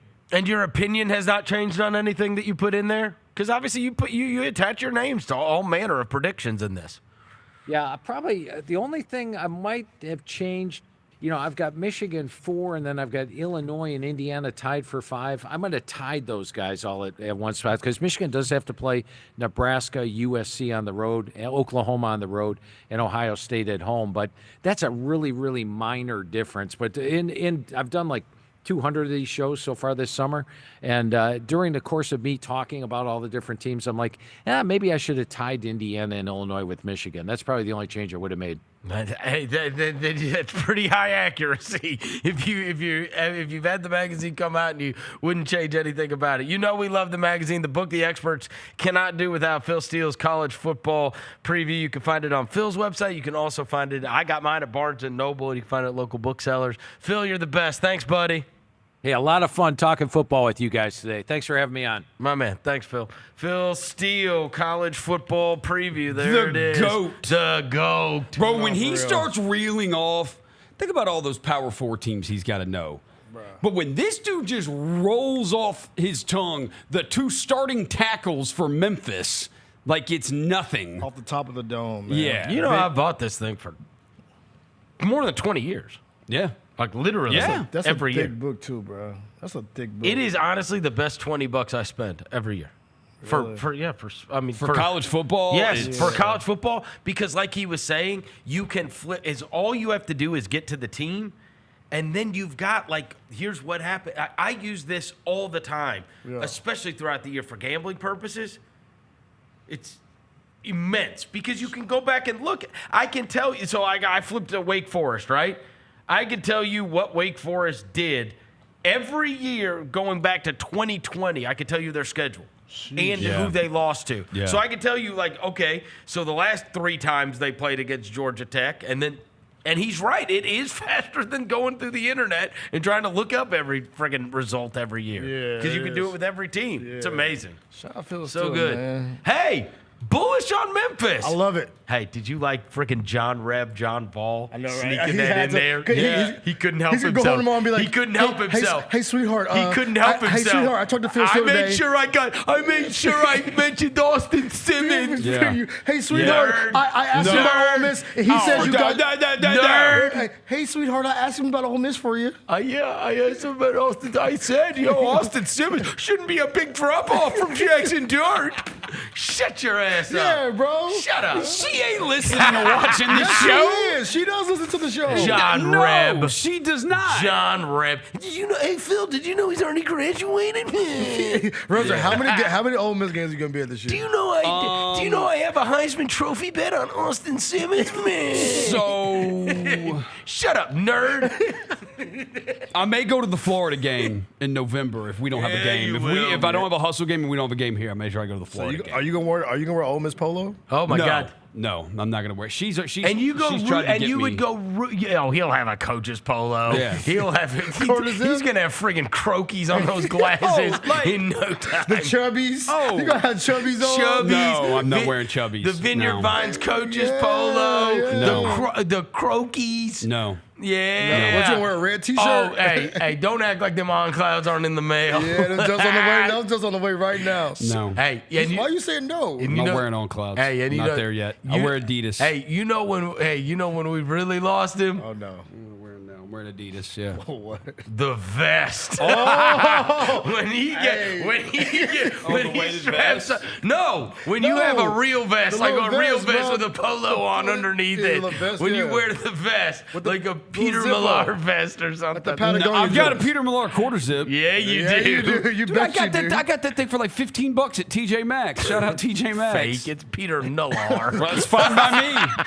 It's an N, not a. That's an N, not an M. I don't care. Peter Millar. I am totally. I got a Peter Millar quarter $15 zip. is crazy, bro. Totally cool with that. So, Roser, what's your fit? And when it's you- got a hole in the back. I love. It does not. You gonna have But I Sperry's also on? haven't pulled the tag off of it yet, so You can take it back still. it might. Hey, what you gonna wear though? You gonna wear Sperry's? I mean, well, if I'm in November, I'll probably wear jeans And and a red a t-shirt? hoodie. Like I'll wear jeans and a hoodie. You ain't gonna John wear no- Reb had Look, to. That's the Roser There right it there. is. The Matt Luke special. Strap up, bitch. Matt Luke wore like the Columbia shirt, like the Columbia Ole Miss shirt, the That's fly right. fishing one. That's Roser's Yeah. fit for Look football at that. season, Yeah, man. Roser. Yeah. I can see it now, Yeah, Roser. John Reb. Hey, Phil, what about Austin Simmons? Man. He likes Austin Simmons. Nah, he said he no, wasn't yeah. as good as Jackson Dart. It's going to be a downgrade. Downgrade. Their You went defense out of your gonna be way to there. ask about Their Austin def- Simmons. Yeah, I know. I asked about Ole Miss. I think that also matters with the whole time not asking about Ole Miss and Tennessee, and they're like, I mean, let's be real. That's never mind. It's the two biggest programs in the area. Wow. For being real here. Wow. Hey, don't forget, we have to. For being real. Yeah, don't forget, we got something to do at Memphis next week. So I know. go ahead, keep that same energy Yeah, next keep week. that same When we energy. get on that Tigers. campus Keep that next same week, energy. Keep that same Keep energy, that John same Roser. energy. I want you to make Keep that same energy. You statement. gonna wear your Austin Simmons jersey when we go broadcast from the Tigers But field? let's be real. Like, one's the SEC, one's the American. Like, we're dealing with different levels. There's levels to this. Wow. Like, there is. I want you to There keep is. the It's same okay. energy when we are It's sitting okay. Hey, I right swear next to to Ryan God, Silverfield. next week I want you to ask Ryan Silverfield about what do you think about Austin Simmons? It's like, I'd love to have him as my quarterback. Cam Spencer voice. I wouldn't have to get a kid from Nevada who won 3 games. How dare you, bro? I dare you next week to say You're wild for that. I am broadcasting Phil from the Steele third Phil Steele biggest was hot. program in the I state. know. He likes him. Brendan No, Lewis. he does. He likes him. Memphis. Yeah, I think we're gonna be good. He Yeah. said we got a chance for a playoff. Roser, next did week, say make sure you that. say when we say, hey, I'm broadcasting from the third biggest program in the state. So happy to be here. Ryan Silverfield, how do you feel? Wow. I want you to keep the Well, same he did. energy. He I forgot- don't think they're the third. What the Yeah. third biggest program in the state? Yeah, and also, and also, you forgot that Derek Mason's coaching in Murfreesboro, so you got to rank them higher too. Derek You Mason, said that Derek one, Mason. not me. Shout out Derek Mason, man. I did love that he made me feel vindication on my one of my favorite win totals is the South Carolina under. Oh, go to hell! Yeah, love it. We're rocking with Lenoris. I can. We're rocking with, and you should too. I mean, he's like the only quarterback that's ever worn glasses. Yeah, you're rocking with the glasses guy. He's blind Him quarterback. and Rodrigo Blankenship were all we had as the glasses crew. Rodrigo Blankenship. Is he on a team right now? No, he lost his job. He was making YouTube videos trying to get signed for the year then. He really was on tough social seeing media. him. He's like, look, I can make a 63-yarder. Sign me. Nope. We ain't doing that, bro. Rodrigo. We got the schedule come out in 20 minutes. I've thought about this. You know something else I'm looking forward to on the schedule? If we play on New Year's Eve. New Year's Why? Eve? New Year's Eve. Because it's You lit. don't want to play I on want to New play on Year's New Year's Eve. Eve. Oh, you want to? It's always fun. Okay. Yeah, great. For who? For all of us. Okay. Yeah. I mean, for who? And your 18,000 friends. Yeah. All right. It'll be the Kings. I We're gonna love play. my 18,000 friends. What if we're playing the Kings? All right. Grizz Beat is coming up at 2 o'clock. Go And, beat that Grizz. They are. They're beating the Grizz. That's what they're doing. What's wrong with you, bro? That's what we say off the air. Not on the air. Slow down. What's wrong with you, freaky dude? Slow down. Freaky Roser, man. Slow down. It's Rob Fisher. No. Mike Wallace. He's beating Jarvis the Greer. They're beating the Grizz. And shout out Hasseltine. He's going to be in the Oh, building. let's go. They let House of Time. All right. Schedule breakdown coming up at 2 o'clock on Grizz Beat. and yeah, schedule drops in 20 minutes. We'll be back tomorrow. We'll give you all our thoughts then. Whether or not we play on Devin's birthday or his ex-girlfriend's birthday. And Roser's going to beat the Grizz. Yeah. All right. We'll be back tomorrow. Thanks to Jalen back in the studio. Until then, we gone.